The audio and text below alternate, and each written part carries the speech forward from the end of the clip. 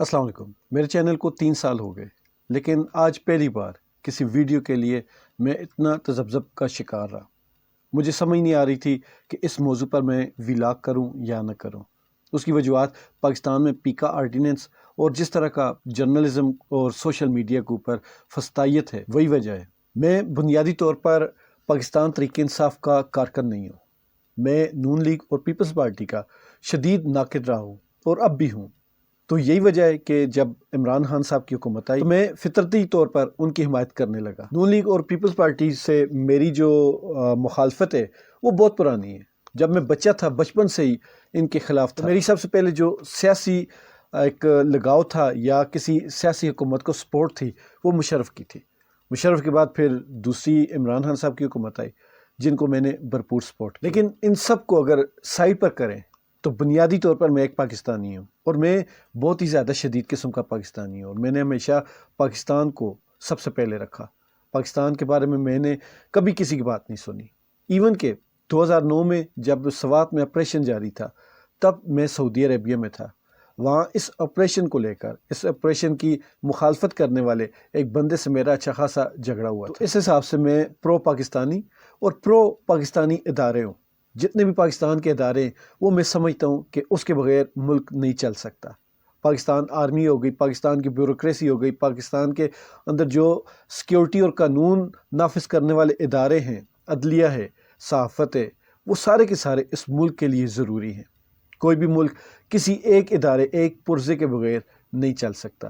یہ ایک جینون چیز ہے، اس سے کوئی انکار نہیں۔ میں بھی مانتا ہوں لاکھ اختلاف صحیح اداروں اور عوام کے بیچ، لیکن ایک چیز مسلمہ حقیقت ہے کہ ان اداروں کے بغیر ملک نہیں چل سکتے، اور عوامی حمایت کے بغیر، عوامی محبت کے بغیر، عوامی اعتبار کے بغیر ادارے بھی نہیں چل سکتے۔ یہ بات بھی ماننی پڑے گی۔ میری ساری زندگی پاکستان سے محبت کرتے گزری، پاکستانی اداروں کی تعریف اور دفاع کرتے گزری۔ پاکستان کی ایک ایک چیز کی میں نے ہمیشہ تعریف کی، ہمیشہ دفاع کیا۔ لیکن آج اس ملک میں وہ دور چل رہا ہے، وہ ماحول چل رہا ہے کہ ایک بات کرنے کے لیے مجھے اتنی لمبی تحمید باندھنی پڑی تاکہ میں ثابت کر سکوں کہ میں محب وطن پاکستانی ہوں۔ آج مفتی طارق مسعود صاحب کے میں نے 2 مختلف جگہوں پر کلپس دیکھے، 2 الگ الگ کلپس تھے، لیکن ان کا جو بیس پوائنٹ تھا وہ ایک ہی تھا۔ تو دونوں کو میں نے یکجا کر دیا، اور وہ ویڈیو کے اینڈ پہ آپ اگر یوٹیوب کی پالیسی کا مسئلہ نہ ہوا تو آپ سن سکتے ہیں، وائس ہوگی، آپ سن لیں کہ جس طرح انہوں نے باتیں کی، ان کی باتوں سے میں اختلاف کہوں یا نہ کہوں، لیکن اتنی ساری باتوں میں انہوں نے ایک بات جو کی وہ میرے دل پہ لگی، اور وہی بات اس ملک کا اصل مسئلہ ہے، بلکہ سب مسائل کی جڑ ہے۔ بنیادی طور پر ان کا یہ جو ویلاگ کہہ لیں یا ویڈیو کلپ کہہ لیں، اس کا مقصد ایک ہی تھا کہ اس وقت ملک کی جو سیاسی حالات ہیں، جو ملک کے سیکیورٹی کے حالات ہیں، سب کو متحد ہونا چاہیے۔ یہ افواہوں پہ کان نہیں دھرنے چاہیے، اور جھوٹی افواہیں پھیلانی بھی نہیں چاہیے۔ ہم بھی مانتے ہیں کہ ملک کی جو صورتحال ہے، جو دہشت گردی ہے، اس میں سب کو ایک ہونا پڑے گا۔ لیکن مفتی طارق مسعود صاحب نے ایک بات کہی کہ مسجد میں جب جتی چوری ہو جائے تو چور پکڑا جائے تو جو جتی کا مالک ہوتا ہے وہ اس کی جو پٹائی کرتا ہے، وہ پٹائی کرنے میں مخلص ہوتا ہے، کیونکہ اس کی جتی چوری ہوئی ہوتی ہے۔ لیکن وہی بندہ اگر کسی کا سالہ ہو اور اس نے اس کو دوسری شادی کرنے پہ برا بلا کہا ہو یا اس کے ساتھ جھگڑا کیا ہو، تو وہ بندہ اس کو بے درے کھلے ہاتھ سے مارتا ہے، اور وہ جتی چور بھی پریشان ہو جاتا ہے کہ جتی چوری کی اتنی سزا تو نہیں بنتی، یہ لازمی اپنی دل کی بڑاس نکال رہا ہے۔ تو انہوں نے کہا کہ غلطی ہوتی ہے، لیکن اتنی بھی اس کی سزا نہیں ہونی چاہیے کہ وہ اپنے گلے پڑ جائے۔ تو یہیں پہ مفتی طارق مسعود صاحب سے میں کہنا چاہتا ہوں کہ پاکستان تحریک انصاف کی اکثریت وہ لوگ تھے جو اپنے اداروں کے ساتھ محبت کرنے والے تھے، پاکستان کے ساتھ شدید محبت کرنے والے تھے، اور اب بھی ہیں۔ ان کے صرف گلے شکوے ہیں۔ گلے شکوے کیوں ہیں؟ کہ یہ وہی لوگ ہیں جنہوں نے ہمیشہ 5th جنریشن وارئر کا کردار ادا کیا، جن کو ہمیشہ ایک چیز بتائی گئی کہ اس ملک کے سب سے بڑے دشمن یہ والے سیاسی لوگ ہیں، جو کہ وہ آج بھی کہتے ہیں۔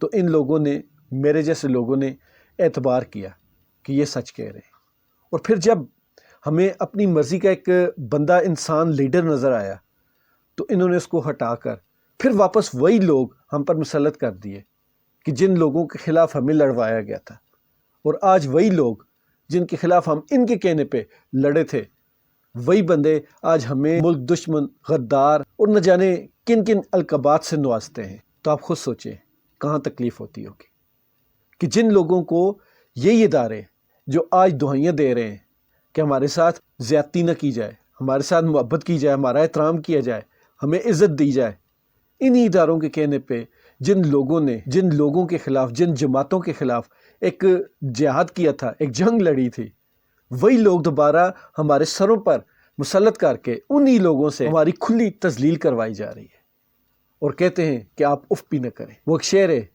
کہ ہم آہ بھی کریں تو ہو جاتے بدنام، وہ قتل بھی کریں تو چرچا نہیں ہوتا۔ تو یہی بالکل صورتحال ہمارے ساتھ ہو رہی۔ آپ نے کہا کہ تنقید جتنی ہونی چاہیے اتنی کرنی چاہیے، اس تنقید سے زیادہ جب بات آگے بڑھتی ہے تو وہ پھر کام خراب ہو جاتا ہے۔ تو یہی بات ہے کہ پی ٹی آئی تنقید کرنے میں مخلص تھے۔ آپ نے یہ کہا کہ جو لوگ تنقید کرنے میں مخلص ہوتے ہیں وہ تنقید ٹھیک ہے، لیکن اسی آڑ میں کچھ لوگ دشمنی نکالنے کے لیے اس تنقید کا غلط مطلب لے جاتے ہیں۔ تو ہماری تنقید جو تھی وہ صحیح تھی، وہ خلوص والی تھی، اس میں ہم مخلص تھے، لیکن اس کے بدلے انہی لوگوں نے جو یہ دوبارہ لائے گئے ہیں، جن لوگوں کو انہوں نے ہی کہا تھا کہ یہ غلط ہے، اس ملک کے لیے یہ ٹھیک نہیں ہے، اس ملک کو یہ لوٹ کر کھا گئے، وہی لوگ آج ہمارے اوپر اتنے گھنونے قسم کے الزامات لگا رہے ہیں، تو دل پر کیا گزرتی ہوگی۔ ایک اور جگہ پر انہوں نے کہا کہ انڈیا افغانستان کے راستے پاکستان میں دہشت گردی کروا رہا ہے۔ تو یہاں کہنا یہ بنتا ہے کہ رجیم چینج سے پہلے افغانستان کے ساتھ پاکستان کے تعلقات بہت اچھے تھے۔ جنرل فیض حمید کی وہ ایک چائے پینے والی ویڈیو بڑی وائرل ہوئی تھی، جس کے اوپر انڈین میڈیا بہت چیخا چلایا تھا، اور انڈیا جس طرح امریکہ وہاں سے نکلا تھا اور اسی کے دوسرے دن انڈیا بھی دم دبا کر بھاگ گیا تھا۔ یہ سب جانتے ہیں، یہ آن ریکارڈ ہے کہ کیسے راتوں رات سارے کے سارے افغانستان سے نکل گئے تھے۔ افغانستان تو بالکل خالی پڑا ہوا تھا، تو پھر اس افغانستان میں انڈیا واپس کیسے آ گیا؟ مجھے یہ بات سمجھ نہیں ہے۔ اور جو طالبان بار بار کہتے تھے کہ پاکستان ہمارا برادر اسلامی ملک ہے، ایران ہمیں سب سے پہلے تسلیم کرنے والا ملک تھا، تو ان دونوں ممالک سے ہمارے تعلقات بہتر کیوں نہیں ہو پا رہے؟ کیا اس میں بھی جو ڈیجیٹل دہشت گردی ہے وہ انوالو ہے، یا اس میں بھی جو طریق انصاف کے لوگ ہیں وہ انوالو ہیں؟ نہیں، ہر چیز طریق انصاف پر مت ڈالیں۔ اس ملک کے جو حقیقی مسائل ہیں، جو حقیقی مجرم ہیں، ان کو پکڑا جائے۔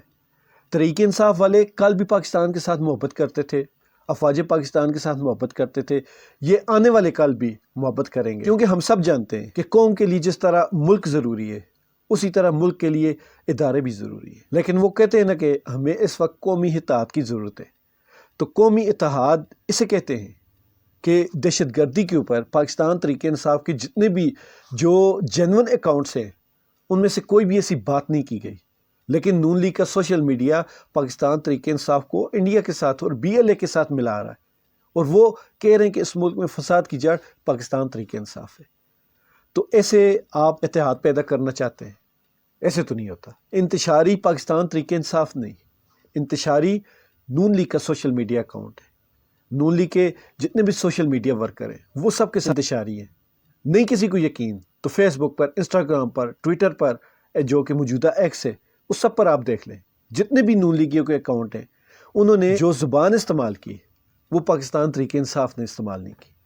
یہ اکسانا ہوتا ہے، اس کو اکسانا کہتے ہیں، اور یہ اس وقت شدید قسم کا یہ اکسایا جا رہا ہے پاکستان طریق انصاف کو، تاکہ یہ آگے سے جواب دے، کیونکہ جواب دینا ان کو سوٹ کرتا ہے۔ حکومت ان سے چل نہیں رہی، ملک کے حالات ان سے قابو ہو نہیں رہے، معیشت کنٹرول نہیں ہو رہی، سیکیورٹی کنٹرول نہیں ہو رہی، کوئی بھی چیز ان سے کنٹرول نہیں ہو رہی، تو اس وقت ان کو فساد جو ہے وہی سوٹ کرتا ہے، اور اسی وجہ سے ان کے جتنے بھی سوشل میڈیا اکاؤنٹس ہیں وہ طریق انصاف کو اور جو بھی محب وطن پاکستانی جو پاکستان کے ساتھ مخلص ہیں ان کو اکسایا جا رہا ہے۔ اور یقین مانیں غصہ بھی اسی کا آتا ہے، آگے سے رپلائی بھی وہی کرتا ہے جس کے اوپر جھوٹا الزام ہو، جس کے اندر غیبت ہو، جس کے اندر نیت میں فطور ہو، وہ بندہ ہنس کے ٹال دیتا ہے، لیکن جو بندہ اندر سے صاف ہوگا اس کے اوپر اگر آپ جھوٹا الزام لگائیں گے تو وہ آگے سے آپ کو بھرپور قسم کا رپلائی دے گا۔ اور یہ لوگ اسی طاق میں کہ کوئی بندہ ان کو رپلائی دے اور یہ اس کو اپنے نئے نئے جو قوانین بنا رہے ہیں جو صرف اور صرف ان کی اپنی ذاتی حفاظت کے لیے بنائے گئے اس میں ڈر لیں۔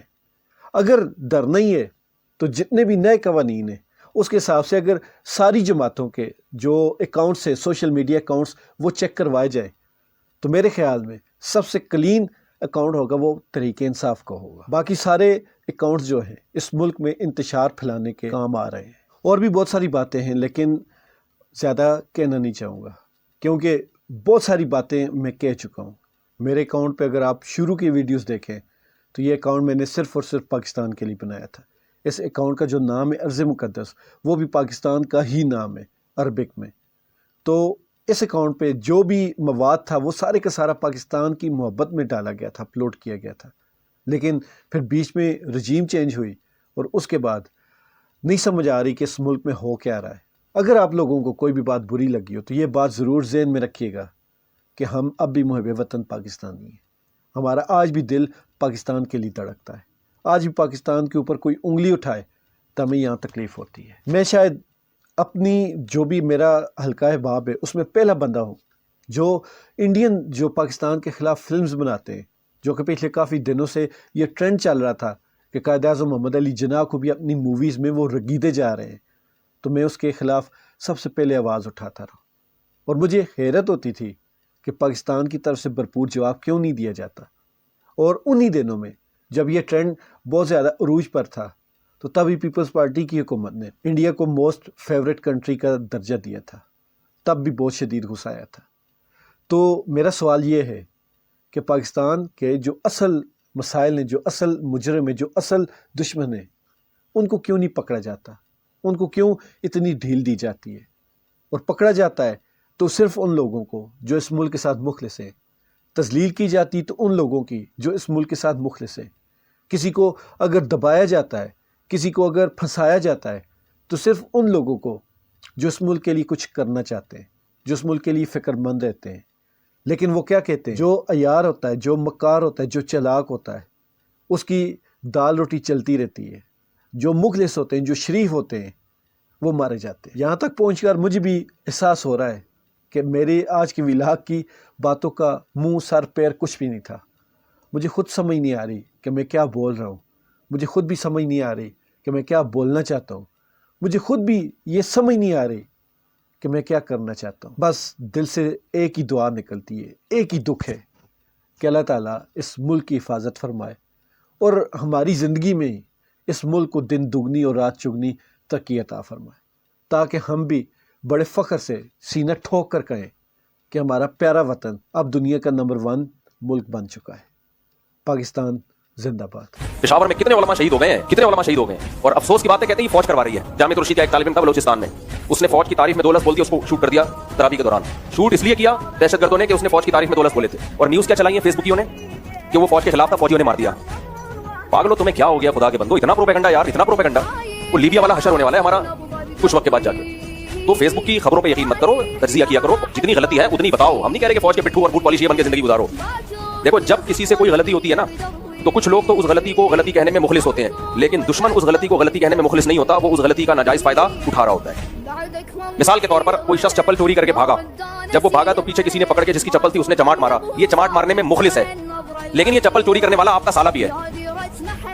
جب آپ نے دوسری شادی کی تھی سب سے زیادہ مخالفت اس نے کی تھی، آپ جو اس کو بھر بھر کے چماٹے مار رہے ہو نا وہ چپل چوری کرنے پہ بنتے نہیں ہیں، آپ اپنا بوجھ نکال رہے ہو اس کے اوپر۔ ایسے موقع پہ جو چپل جس کی چپل ہے نا وہ بھی ہاتھ روک لے گا کہ بھائی اب جو معاملہ ہے نا یہ کسی اور طرف چلا گیا ہے، اب یہ چپل چوری کی سزا نہیں مل رہی ہے۔ فوج نے جو کیا صحیح کیا غلط کیا بالکل ایک الگ بحث ہے، میں کبھی اس کو ٹھیک نہیں کہہ سکتا، لیکن اب جو اس غلطی ہو یا صحیح ہو اس غلطی مان لو اس کو، اس غلطی کی جو سزا مل رہی ہے نا وہ مجھے اور آپ کو مل رہی ہے، وہ کنٹری کو مل رہی ہے، اور وہ دشمن سزا دے رہا ہے، وہ ہم نہیں دے رہے سزا۔ تو اس بات کو سمجھنے کی کوشش کرنی چاہیے۔ تو ہر چیز اٹھا کے یہ ایسے یہ ویسے اس کا رزلٹ دیکھو کیا رہا ہے آپ کے سامنے، دھماکے ہو رہے ہیں، لوگ کہہ رہے ہیں روک کیوں رہے دھماکے، کیسے روکے دھماکے جب پورا ملک آپ کی جو عسکری قوتوں کو گالیاں دے رہا ہے، تو وہ کیسے روک لیں گے اس دھماکوں کو؟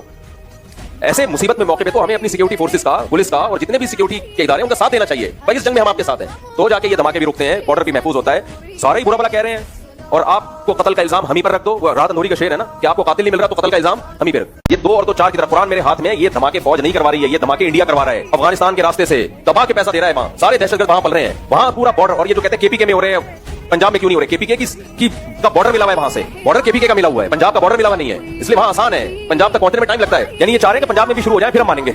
बहुत ज्यादा जो है ना ये फेसबुक पे बहुत ही बदतमीज किस्म की लोग हैं जिनके हाथ में इस वक्त सोशल मीडिया आ चुका है। ये मत किया करो, ये अपने पांव पे कुल्हाड़ी मार रहे हो। मुल्क की ऐसी की तैसी हो जाएगी, और ऐसी की तैसी होने के बाद जो कहत पड़ेगा ना, यहाँ तुम इस्लाम की बात करते हो तो खाने को रोटी नहीं मिलेगी यहाँ पे। तो इतना ज्यादा इमरान खान नेक आदमी, हम मानते हैं यहूदी एजेंट नहीं है, लेकिन वो कुछ ना करो जो खुद इमरान खान भी नहीं कर रहा। इतना आगे तो वो नहीं गया यार जितना तुम आगे चले गए हो किसी की मोहब्बत में। इतना आगे मत जाओ भाई। इत्तेदाल से आप मुखालफत करें, सियासत को सियासत के हद तक रहने दें। बहुत ज्यादा किसी को इमाम मेहदी बना के उसके और जैसे पता नहीं ये कोई आसमान से कोई हमेशा भाई सियासी लोग आते रहे हैं जाते रहे हैं। फौज की इन्वॉल्वमेंट मुदाखलत रही है, कभी नहीं रही है, कभी फौज ने अच्छा किया, कभी फौज ने बुरा किया। मुशर्रफ को तुम खुलेआम उसके वर्दी में जब था उस वक्त बुरा भला कहते थे। ये नहीं है कि हम किसी की नफरत में इतना आगे निकल जाएं कि अपने मुल्क पे की सालमियत पे हम समझौते करना शुरू कर दें। जो सिक्योरिटी अदारे दहशतगर्दी को रोकने वाले हैं उन्हीं को दहशतगर्द करार देना शुरू कर दें। ये बहुत ज्यादा बदतमीजी वाला काम हो जाएगा। ये वही काम हो जाएगा जो किसने किया था, फिरौन ने।